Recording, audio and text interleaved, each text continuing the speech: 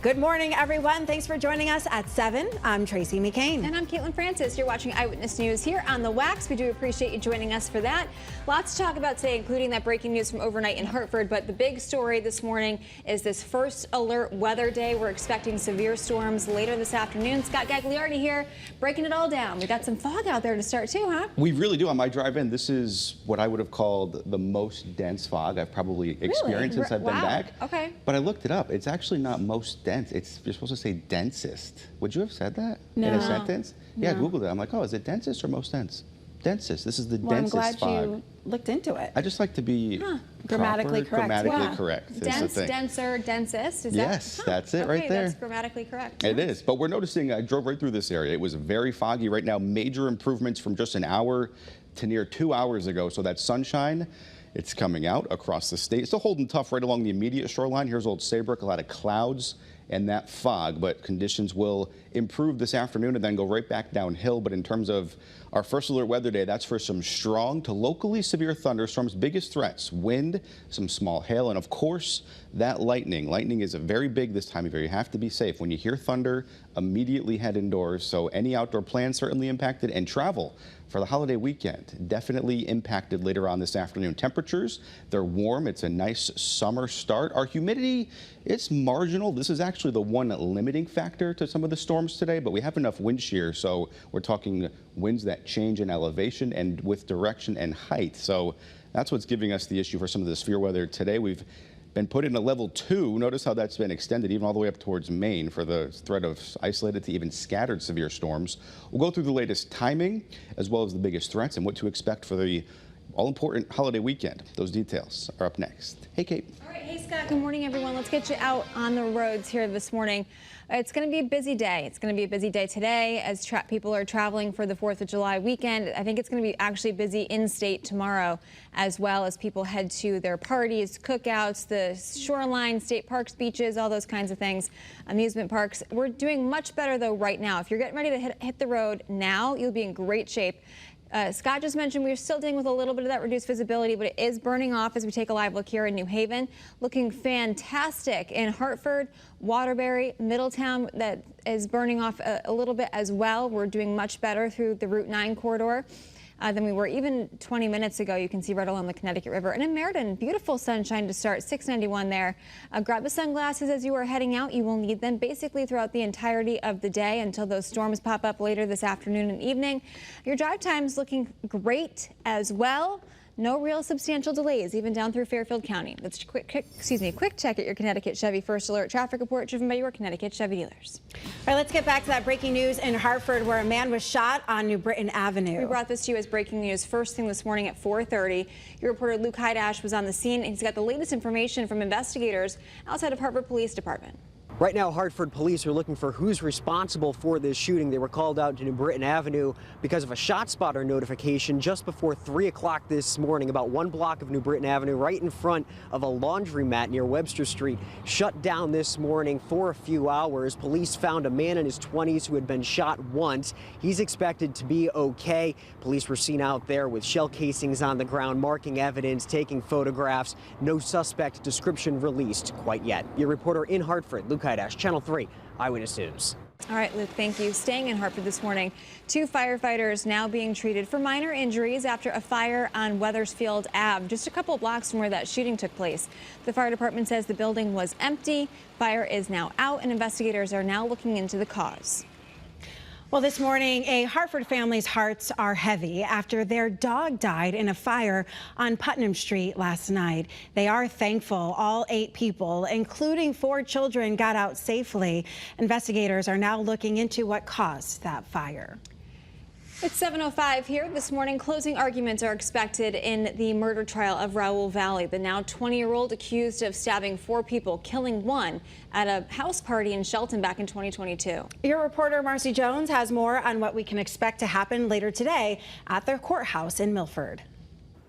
All is quiet right now outside of the courthouse. However, that will not be the case in just a couple of hours as court resumes. This is the first time that court will be back in session since Valle gave very emotional testimony on Tuesday. After closing arguments wrap up, his fate will be in the hands of jurors. Each side will have 1 hour for closing arguments, and then it will be given to the jury. It's unclear how long they will have before court will be dismissed ahead of the 4th of July weekend. Over the past 10 days, we've heard from 25 witnesses, all giving their accounts of what happened the night of May 14th, 2022. Hours of emotional testimony about how escalating tension between two groups of teens ended in horrific tragedy. Raul Valle's lawyer is arguing self-defense. Prosecutors argue he could have walked away from the fight. Our legal analyst says it's important to remember the gravity of the situation. We focus on the defendant, we lose sight of the fact that someone lost his life for no reason. I mean, this could happen to any of us. Our worst nightmare confirmed, right? That's what his family's left with. Again, court will resume later this morning. Channel 3 will be there for all of it, so make sure you stay with us every step of the way on air, online, and on our WFSB app for all of the latest updates. Your reporter in Milford, Marcy Jones, Channel 3 Eyewitness News. Well, as the trial against Valle continues this morning, we do have an important note for parents. You could face criminal charges or even civil penalties if something like this ever happens at your home. Channel 3's legal analyst Walter Hussey says while it's tempting to host parties in your home where you can keep a close eye on your kids, it is your responsibility to prevent things like this from spiraling out of control. You got to make sure they're safe, and you got to make sure they don't fight, and you got to make sure that they're not driving. And anything else that you can possibly think of that can go wrong, you got to be on top of it. You can listen to the full conversation with Walter Hussey on our streaming service, WFSB Plus. 7:07 this morning, officials in Waterbury trying to figure out why some emergency exits at the Brass Mill Center Mall were locked during a mass shooting back in May. The mall and the fire department say the issue has been fixed, but one woman who had to escape through a loading dock after running through the mall says the public deserves to know why the doors were locked in the first place. I definitely am always going to have trouble with any public place forever, especially a mall center. Especially I haven't been back to the movie theaters since. So officials stress the mall is safe. They say the shooting was targeted. A big heads up this morning if you're planning to celebrate the 4th of July at the beach. So many people are. It's going to be very busy, especially tomorrow. It's going to be such a nice day. So an invasive tick species has been found at a number of beaches here in Connecticut, forcing at least one of them to close for the rest of the summer. Crews are now spraying pesticides at Pleasure Beach in Bridgeport to try to get rid of the ticks there. They can cause disease that can make you sick, and in severe cases can even be life-threatening. So keep in mind the big thing here is you always want to use bug spray with DEET anytime you're spending time outside, and wear pants and long sleeves whenever you're on nature trails or near wooded areas. All right, good advice there. A busy day expected on the roads today and at airports all across the country ahead of the 4th of July tomorrow. AAA says more than 70 million Americans will travel at least 50 miles from home for the holiday. Connecticut State Police adding more patrols to the highways, cracking down on speeding and impaired driving. If you're looking to beat the traffic, leave right now, before noon, or after 6 o'clock this evening. And if you're staying local for the holiday, like me, Kate, and Scott, there are plenty of ways to celebrate the nation's birthday. There are fireworks shows in Norwich, Derby, and West Haven, and the Hartford Yard Goats have their fireworks after their game tonight. You can find a full list of fireworks shows on our website or the mobile app. Fireworks won't be a problem tonight? They will not. We'll see Mother Nature's fireworks, though, before the real fireworks. Yeah, you're getting two for one today. Right out there, outside right now, though, it's absolutely beautiful start. I mean, temperatures in the low 70s, a few upper 60s.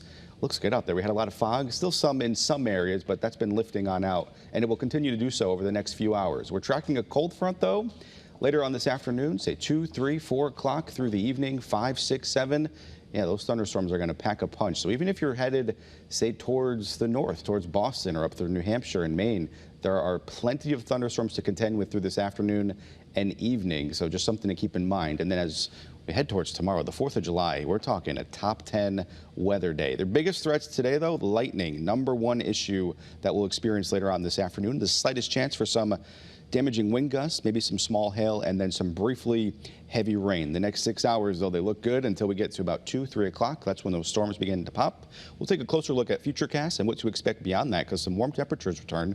That's ahead with your full First Alert forecast. Tracy? All right, Scott, thanks.